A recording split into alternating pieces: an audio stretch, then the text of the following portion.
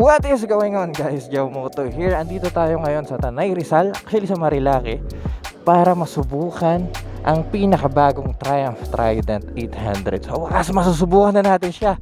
Yeah mga cutie pies, samahan nyo ako at excited ako sa motor na to.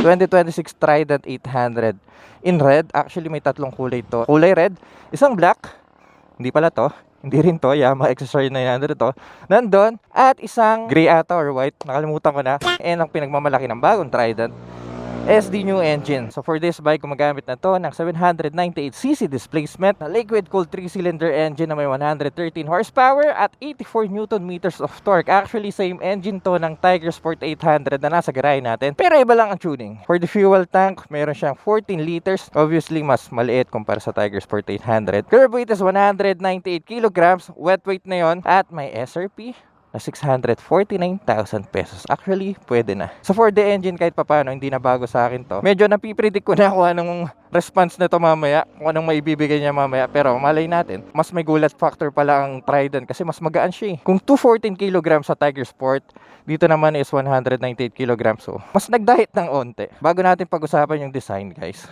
gusto ko lang titigan nyo ang lumang Trident. Hindi man luma.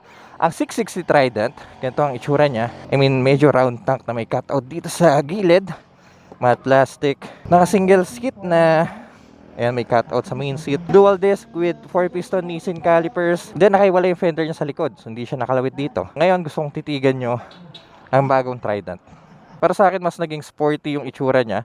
Ito kasi medyo retro style pa yung dating niya. Andun pa rin naman, pero mas nangingibabaw yung pagka-sporty naked niya. I mean, sa harap, meron na siya nito. May cowling siya. Medyo hawig yung itsura niya. Itong part na to, especially sa street triple. Then, round headlight. Calipers, binago nila. Mixing calipers dun sa 660 din. Dito, Triumph calipers. Dahil double disc pa rin naman. Lagyan nila ng cowling sa baba. Sa tangke, halos ganun pa rin. Mas malaki ng onte yung itsura niya. Binago rin yung styling. Yung 660 kasi may pa-curve dito. Sa bago, ayan, ganyan na yung dating. Then sa tail section, ito kakaiba na. Dalawang pirasong upuan. Hiniwalay na nila. So kung gusto nyo maglagay ng cowling sa likod, ayan, pwede nyo gawin yan. Then for the exhaust, yung dating underbelly. Mapapansin nyo doon, yan dito, naka-side exhaust na. Pero tignan nyo kung gaano kalaki yung catalytic nito. Grabe. Fender sa likod, ganun pa rin naman. Hiniwalay nila. So, mas okay para sa akin. Mas may dating. For the tire, bago na rin ang ginamit nila. Yung dating Michelin Road 5 ay naka Road 6 na kayo dito. For the dash, halos ganun pa rin naman. Hindi na natin isa-isain to. Test ride tayo kung anong pakiramdam kapag piloto na tayo ng motor na to. Kaya gear up lang tayo para masubukan na natin. Okay. Masubukan na natin sa wakas, Trident 800. Actually, may 4 na unit dito. Isa lang pula, 3 ang itim. Ito sana yung pula pero nakuha na ni Kenji. Yeah, dito tayo sa itim. Okay lang. Okay din yung tsura niya, no? Aminin ko, hindi nalalayo yung appearance niya sa luma, yung Trident 660. Pero kung titignan mo dito sa likod, ayan, 2 pieces seat na. Yung dati kasi isang buo eh. Tsaka kung lalagyan nyo ng seat cowl to, mas maganda, mas matulis, mas sporty, mas sharp. Okay, kanina pa nila ginagamit to, so medyo mainit na siya. Every time na i-start nyo, kailangan nyo pigayin yung clutch lever. Hindi katulad ng mga, sabi natin mga Japanese bike, kapag pinindot mo, i-start agad, ito ayaw. So, kailangan mong engage yung clutch. Okay. Medyo mataas din pala to. Akala ko mababa siya. Slightly tiptoe ako, kung napapansin nyo. Gulat ako, hindi ko na-expect yun. Akala ko bended yung Nico eh. Hindi pala. 800mm seat height. Okay. Okay, riding modes. Easy access. Meron tayo dito sa left handlebar. So for its riding modes, meron tayong Rain Roaded Sport. Tayo sa sport mode dahil puro corner dito sa Marilake. Teka, sarado ko lang itong. Dito lang muna kayo sa likod ng MG para ma-video kayo. Mamaya tayo kakawala. Okay, sige. Medyo Compact yung cockpit niya. And meron na kasi nito eh. Oh. Yun sir, thank you po. Thank you. Sa Trident 660 kasi wala siya. Testing tayo. Guys, by the way, this is not the official review of the bike. Ito yung araw ng launching ng Trident 800. So, subukan lang natin. Sabi natin first impression, first ride. Mga ganun.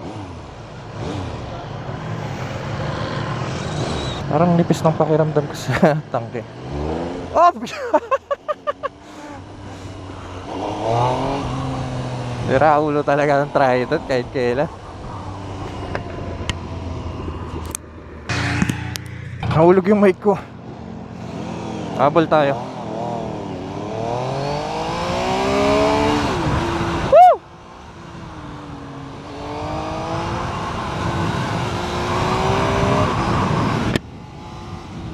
Ang gaan! 198 kilograms. Well, mas magaan obviously sa Tiger Sport. Madaling i-flick, nimble sa corner, nice. May quick shifter, so madali lang tayong nakapagpalit ng gear.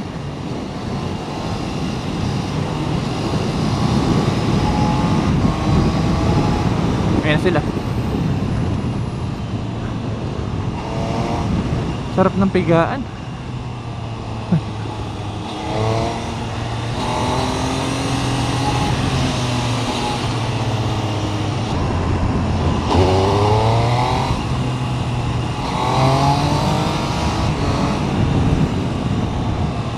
Malambot yung quick shifter niya. Hindi pala quick shifter ang tawag. Triumph Shift Assist. Pero quick shifter din yun. So up and down to bidirectional. May auto bleeper para pag nag-downshift kayo hindi nyo na kailangan. Actually itong clutch lever nyo gagamitin nyo na lang sa start up. Yung pag mabagal kayo, first gear. Siyempre pag galing neutral kailangan nyo pumiga sa clutch. Pero pag running na kayo, especially ganitong klaseng takbuhan nyo, wala, hindi nyo nakakailangan masyadong gumamit ng clutch lever. Actually guys, kung di nyo na itatanong, sobrang fanatic ako ng Tiger 800. I mean, gustong gusto ko yung power niya. Aminin ko, mas gusto ko pa nga siya gamitin sa CB 650R na nasa garahe. So, mas masaya yung response, mas smooth, hindi jerky. Sipa niya sa lower RPM, bibigay niya agad. Yun ang maganda sa mga 3-cylinder. Kumbaga halos lahat ng rev range, kain niya eh. But for the city, panigurado, mas gagamitin natin mga nasa lower RPM yung power, which is mas enjoy gamitin yung bike. First time kong maliwa dito sa lugar na to. Yung Tiger Sport 800 medyo malambot kasi yung suspension nun. Well given kasi sport touring. Teka, paangat yung lugar eh. Lakas ng makina. Dito sa Trident 800 medyo stiff siya. Doon kaganda sa kanya, fully adjustable ang harap. KOB suspension, 41mm inverted fork sa harap. And sa likod adjustable din. Pero hindi siya katulad nung Tiger na may knob, may remote. Dito wala. So yung remote kasi pang sport touring lang. Masarap ng unang ride natin sa Trident 800. Marilaki agad, twisties. Then Monday pa wala masyadong kasabay. So mas ma-enjoy natin yung bike. And for the tire, naka Michelin Road 6 tayo, which is very nice tire. Sport touring, magandang road tire, especially sa mga mabasang kalsada. Woo!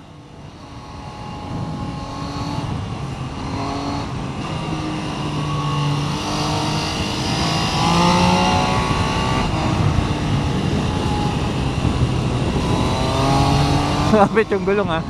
Tsaka pala riding comfort, ergo ng bike, hindi tayo sobrang upright, medyo yuko tayo sa motor. Well, yung handlebar kasi medyo mababa din. Then yung upuan natin hindi ganun ka flat, medyo malambot siya actually. Masabi kong okay sa pangmalayuan.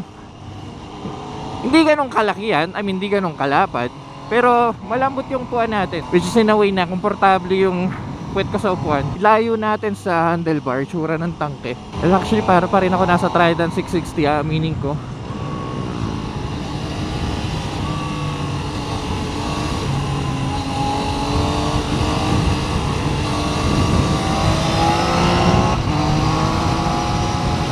Dati naalala nyo, gumawa tayo ng comparison sa Trident 660 at CB650R. Itong nasa harap ko ngayon, speaking. Pero ngayon, di ko na siya pwedeng ikumpara sa CB650R kasi ibang-iba power nito.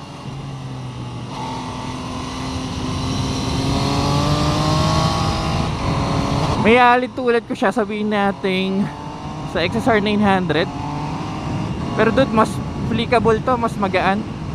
Mas compact kasi. Mas maliit din ang wheelbase. Uy.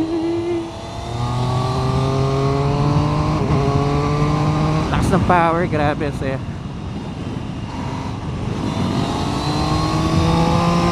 Iba talaga kapag 3 cylinder. Hindi katulad ng 4 cylinder. Hahabulin mo pa yung power eh. Baga may sweet spot pa eh. Sa kanya unang piga mo pa lang praning agad eh. Nung kit ni ate nag-enjoy sa scooter. Anong motor nila? Ewan ko ng motor to. Basta retro scoot. Mainit ba yung bike? Hindi ko masabi. Pero guys, dun sa Tiger Sport 800 na nasa garahe, ay aminin ko mainit yung motor na yon. So kapag manipis ang pantalon nyo, alam niyo na mangyayari. Ramdaman nyo yung singaw. Siya nga pala, napansin ko sa tangke niya, may sumasayad dito sa side tank natin. May cutout kasi siya eh. Katulad dun sa Trident 660, meron pa rin siya ngayon. So natama yung tuhod natin dun. Medyo mahaba yung legs ko. Aso. So yun lang. Yung cutout niya hindi talaga, well, supposed to be designed para sa tuhod natin, para hindi na tayo maglagay ng tank grips. Pero ewan ko, hindi lapad.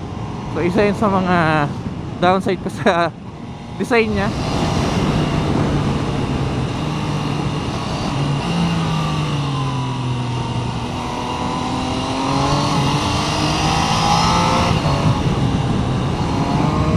Lakas ng power nito, grabe.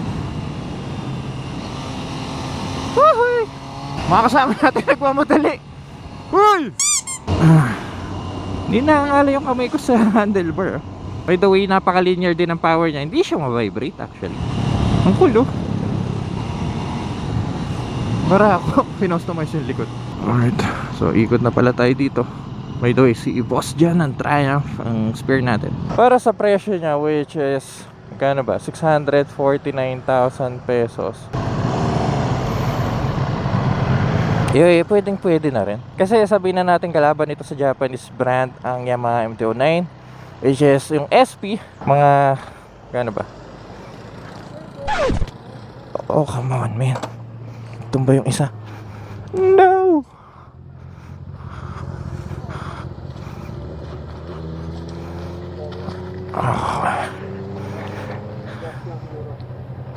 Gas lang. Nag-over ano.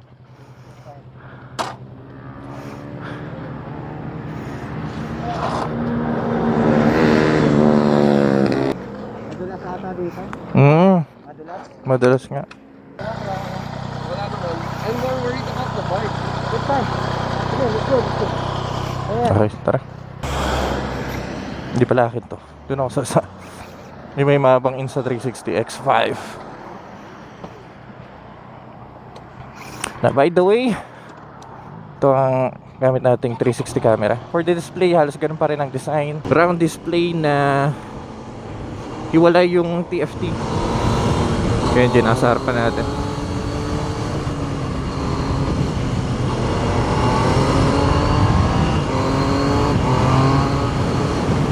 Oh yeah. Ganda ng braking system.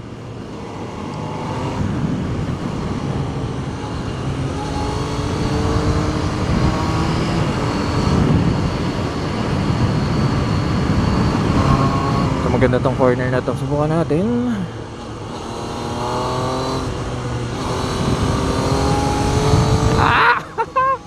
Grabe, ang sarap ipang ride ng Trident 800. Kung ganito ang mga trippings nyo, I mean, sa mga twisties, occasional track day, pamasok nyo for the city ride, sobrang okay ang Trident 800. By the way, fuel consumption, as per the brochure, 22 km per liter, downshift lang tayo.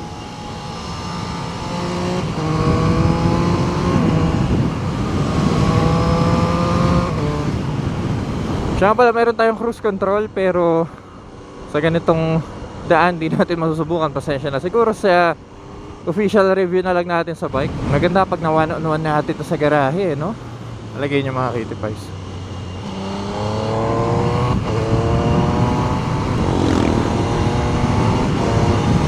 Tsaka kahit stock exhaust siya, may ingay na yung bike, ha. Muna natin i-rev. Brusco.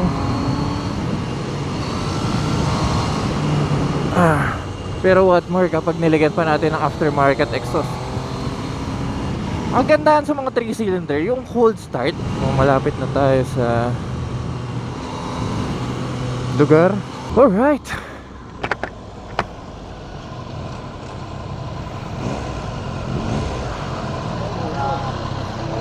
So, May magdadagdag ng motor sa garage na yun. nako, medyo nag-aalangan lang ako sa gulong kasi well, napainit na naman na maayos kasi ilan siya yung gumamit nito.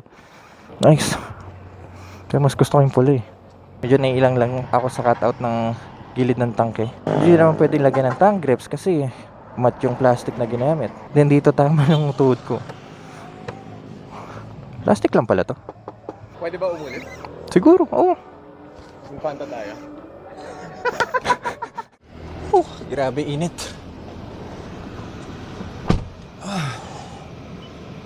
Buti na lang nagsasakyan tayo. Tingnan nyo naman yung labas, oh. Trick na trick yung araw.